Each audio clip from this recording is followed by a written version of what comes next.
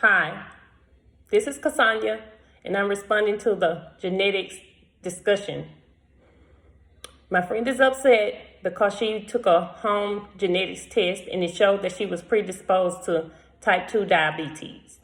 I explained to her that that test did not mean that she has diabetes type 2 and that she should go and talk to her healthcare provider about the results that she got from the test and they could proceed from there.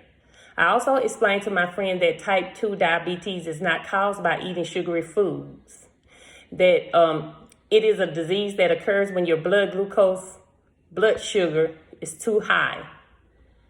And I explained to her that blood glucose is our main source of energy and it comes from the food that we eat.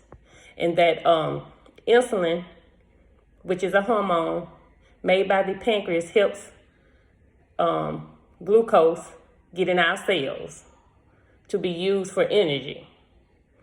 And I also explained to her that in type 2 diabetes, the body doesn't make enough insulin or doesn't use insulin well, which they call insulin resistance.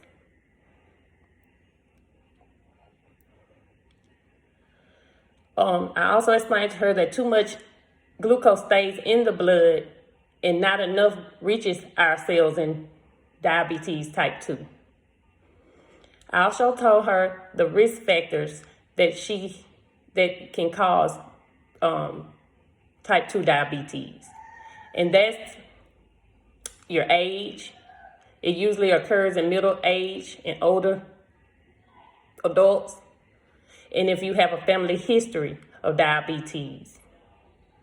I also explained to her that if you're obese, and that it's more common in African Americans, Hispanics, Latinos, American Indians, and people of the Pacific Islands. I also explained that if you have high blood pressure and high cholesterol, or if you're not physically active or have a history of heart attacks or strokes, you are predisposed to diabetes. I also discussed with her some signs and symptoms of diabetes, which are frequent urination, increased thirst, being tired all the time and fatigue, losing weight all of a sudden, blurred vision. If you have slow healing cuts or wounds, those are also signs and symptoms. But most times, signs and symptoms don't develop or you're asymptomatic over several years without even noticing those symptoms. I also discussed some tests that they use to diagnose diabetes. The A1C, if your A1C level is below 5.7%, that's normal. 6.4% indicates prediabetes, and 6.5% and above indicates diabetes. I also explained that fasting blood glucose levels help detect diabetes.